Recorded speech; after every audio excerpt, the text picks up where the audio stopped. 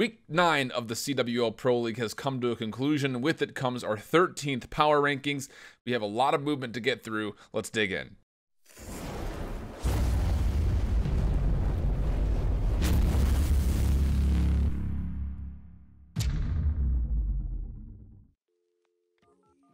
So Call of Duty fans, welcome back. IHOLDSHIFT with you guys with the power rankings for you after our, well, I guess it's technically our third week of Division B, but our first week back since we've seen the divisional play, or of course the Division of B. Now, I will say there are going to be some things in here that are tough to really judge, I think is the biggest way of putting it.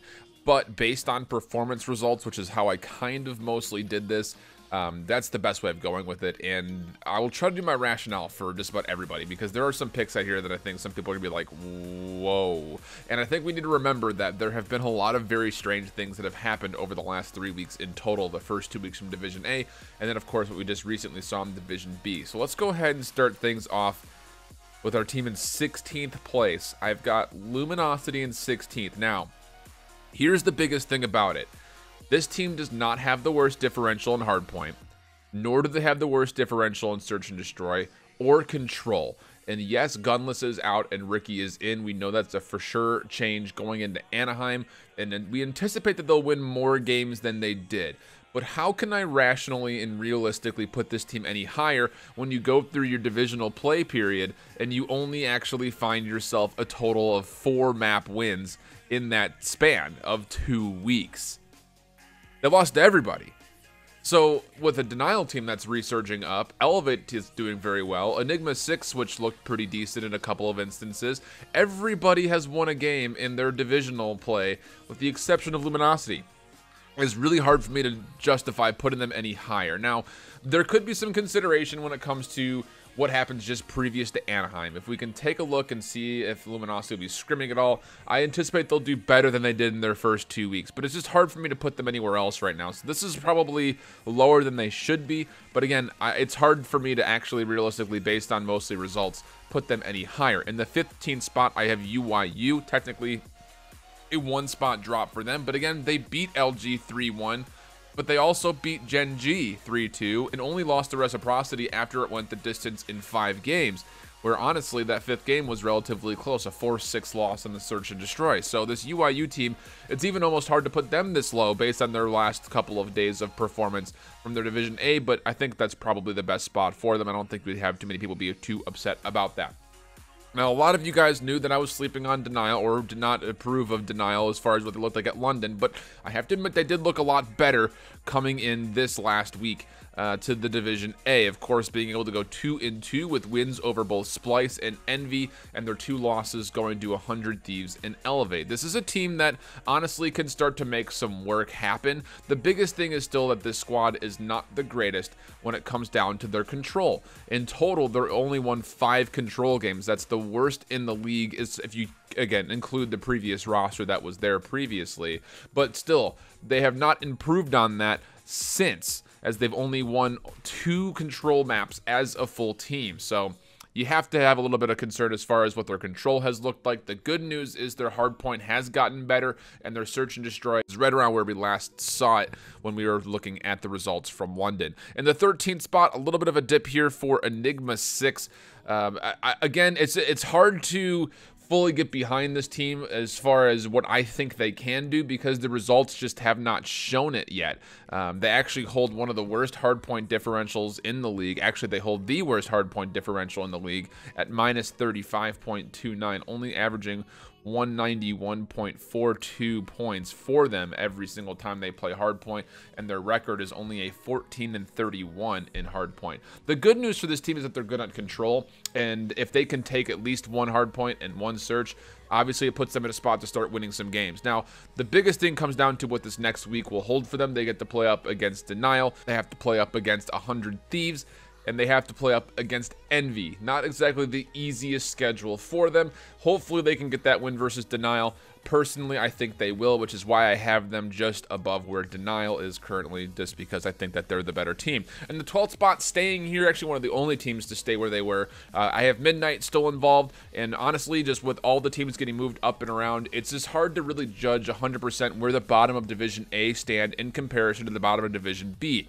generally speaking, Division B has done better in the bottom part of their division than Division A has as far as results go, especially in their own interdivisional stuff. We typically see Division B has done a little bit better, at least lately, than the Division A teams that are at the bottom. So Midnight just staying here for now.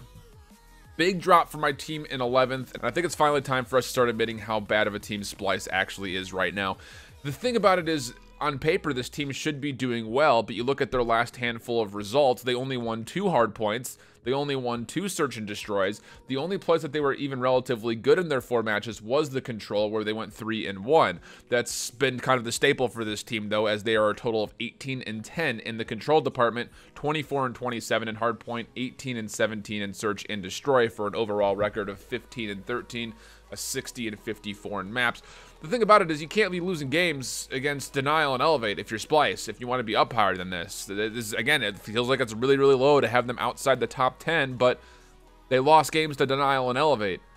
They didn't have a really good showing versus eUnited, at least not all that much of one. Yeah, there were a couple of maps that were close, but honestly, it looked more like EU was running away with that one by the time we got to map 3 and map 4. So it's hard to really sit here and say anything else about Splice. They're just not a good team anymore. I don't see the fact that the top 12 performance that they had at London was a fluke. I think that's actually where they are. So I think this team is probably going to be one, if Anaheim does not go well for them, we'll likely see some switches as far as who's going to be playing on that roster, because let's be honest, they are not looked very good. Again, like I mentioned, Elevate had beat Splice at a 3-2 scoreline at the beginning of the week, so they earned my 10th spot, up 3 spots for them, as they went 3-0 this last week and looked good while doing it. They did split the hard points exactly. Just about everything went to game 4 or game 5. They went 1-1 on every single of their maps in the hard points. So they literally split the hard points every single match. They did hold the advantage in search and destroy, which is one of their weakest categories at London. They were 1-4 at London. They just went 4-1 in the search and destroy category in Division B. And then they've also improved in their control, a 2-1 there, having beat Denial, who again, not very impressive, but also beating Splice, who is a little bit impressive, before they lost to Enigma 6 in the control. So this Elevate team, I think kind of out of nowhere, has really kind of taken us all by surprise. This is probably the highest I see this team going, though. Unless they're able to obviously win out against the major teams, they have a huge and hard schedule coming up for them next week. They'll have to play the likes of Envy, 100 Thieves, Splice, as well as the Heretics. So this is going to be a difficult week, too. This was the week they needed to go 3-0 if they wanted to make some waves, and obviously they were able to do it, but I don't see them going much higher than 10th, but if they can steal one game, I think I have enough justification to keep them as a top 10 team, because if they were to able to steal one away from teams that are all listed and ranked above them, I think that's probably a good call that they're going to be finishing top 12 at Anaheim, if not possibly a little bit higher than that if they find some favor. In the 9th spot, technically getting a small little bump here, I've got Gen G, and the simple fact of the matter is I just see this Gen G team, who is 6-1 in maps over Splice, continuing to beat a team like Splice, and then against a team like Elevate, we haven't seen them play each other yet, but I feel like the advantages that Gen G have are just that much more in experience than a team like Elevate. Again, even though Gen G did not have the greatest of Division A splits, they're still looking pretty decent across every single mode, at least average across every single mode, so not quite a top 8 team for me yet, but definitely sitting just above those teams listed below. I think it would be close games, but I don't see them necessarily losing out to those teams that are below them. But again, we've said that before, haven't we? Let's go to the top 8, where I've got Evil Geniuses bumping from the 9th to the 8th spot. Thank you, Splice, for allowing them to get up there. And flat out, as we get into the top 8, honestly, it's going to be very interesting, because I think any of these games between the 8th seed and the 5th seed in this power rankings could beat each other routinely. Even the conversation of maybe the 4 and the 3 getting involved. There's not a definitive top 5 like we saw post Fort Worth, I would say, at this point in time in the game. Evil Geniuses, I think, just with their roster changes, have looked much, much better. And frankly, when you're able to get that much improvement in the control department, as well as in both other modes, I think that gives you a little bit of a chip on your shoulder when it comes to what you can potentially do at Anaheim in just a couple of weeks. 7th spot, Reciprocity. You would think maybe a little bit higher, considering the teams that you're going to see above them, but the simple fact of the matter is that they were not able to impress all that much. Yes, with Dens involved, they went with a flawless 4-0, and they went flawless in the hard point, but their control still looks terrible, and that's the biggest question mark for this team of why I can't put them much higher than that, is yes, your hard point looked better. You technically went 4-2 in the search and destroy since Dens got brought on. But again, that was against the likes of Luminosity, Midnight, and UYU, as well as Evil Geniuses. And even against those 4 teams, you were only able to take 1 control. So Reciprocity still just sitting just outside my top 6, which means in my 6th spot, I have the Heretics up here. And might seem strange considering that they lost all 3 of their games, but they played a very good set versus Enigma 6, who again, I think has a lot of potential to be that surprise factor. But they also played relatively well versus 100 Thieves. Again, not really quite able to close out that first hard point. We could have seen this set potentially go to 5, but it only would last 4 because of that little bit of a toss away on Gridlock, the hard point versus 100 Thieves. But still, you know, I think once this team reigns in, all right, these are the roles we're going forward with. We tried something new. It didn't work. Forget about all of that. They need to relearn themselves as far as what that comp looked like previously, because this is a team that finished top 6 at London, and I very much so think that they can do it again, even though they did lose 3 games. Again, losing to a good Envy team and a good 100 Thieves team, not the end of the world. You need to bounce back, though. You need to beat Elevate, you need to beat Denial, and you need to beat Splice if you're Heretics, which all of those should go in their favor as they are 2-0 against Splice. Kind of hard to say against the whole Elevate and Denial situation, but the old Elevate team they were 3-0 against, so who knows what's going to happen with there. In my 5th spot, a little bit of a drop. Now, I said last time around with Envy, when they were in the 4th spot, if they would have to win every single one of their games, and even still, I might not move them beyond the 4th spot. They did not have a great week. They went 1-3, so naturally they drop. Obviously, having the 3-1 versus Heretics means that they're better than the Heretics, at least in my mind, and it was a pretty, I won't say convincing, but pretty definitive when it came down to it that Envy was the better team there. It wasn't just up to Fluke or Heretics not playing well, although technically you can make the argument that they just swapped back to using that different role adjustment. That was the first time we saw them using Sukri on the SOG, and it didn't go well for them, but for Envy, flat out, I just think that this is only a downward slope for you after this first week. Now, the good news is they were able to play 100 Thieves and eUnited very, very closely, and they'll have a little bit of an easier schedule here as they'll go up against Splice, Enigma 6, and Elevate. So you have to win all 3 of those games, I think, if you're Team Envy. In your mind, you need to go 3-0 next week. Make this a 4-3 week. That would be okay for you, and I think you still sit there in the 5th spot. But I think with the losses that we just saw against those top 2 teams in 100 Thieves, in eUnited, in their division, I've got FaZe Clan in the 4th spot, and I can't see that switching. Even if Envy went out their last week, FaZe Clan, I think, is just a better team. Now, the biggest question mark here is the simple fact that FaZe Clan, you can look at their search and destroy as being their weakest department by far. They were 2-6 in London. They would only tally 4 more wins over 7 matches in the search and destroy department in their 2nd week, or pardon me, their 2 weeks of divisional play. So for FaZe Clan, if you can find a way to get better at search and destroy, I think this is definitively a top 4 team. They were flawless in control through 2 weeks, which is an astonishing stat, and they only lost 2 hard points.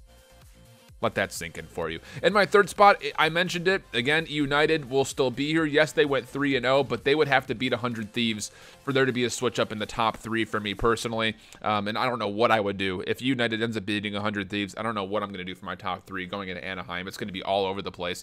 But they did have a pretty solid week. A scare versus Enigma 6 honestly should have been a loss to Envy in my opinion, but Envy continues to beat themselves. And then the 3-1, again, relatively convincing up against Splice.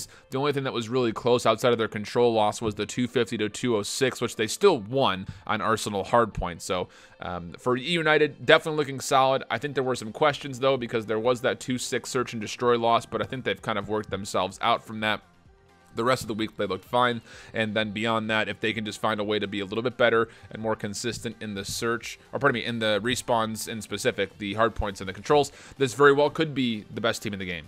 Hard to say. I don't think they are, personally, though. 2 spots, still got OpTic here, at least for the short time that we'll be able to reference them as OpTic, as there will be a sell-off by what we're anticipating coming forward.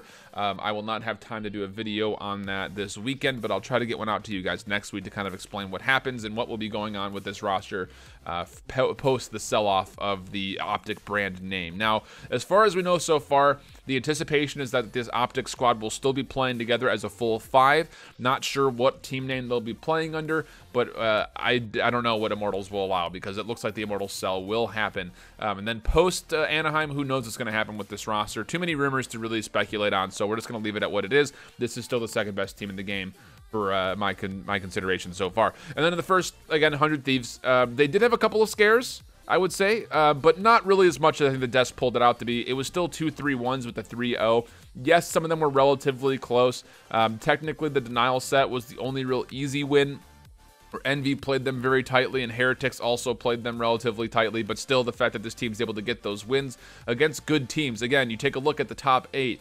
Envy and Heretics are in the top 6, so the fact that they're still able to beat them at 3-0 and 3-1 respectively, that's got to be very inspiring if you're a 100 Thieves fan. So that's what we got for Power Rankings. Let me know what your top 5 are down in the comment section below. Again, I'll be at DreamHack Dallas this weekend, so you will not be catching any video uploads on Sunday. I'll try to get a setup video very briefly done Sunday night going into Monday. So hopefully you guys will have some predictions and breakdowns and betting breakdowns and things like that going into day 1 of week number 10. 3 more weeks of regular season. That's it. That's all we got. So we've got a couple more videos to do. And, well, hopefully we'll catch you guys back. Have a wonderful weekend. Until next time, hope you keep pulling it down. Later. Bye-bye.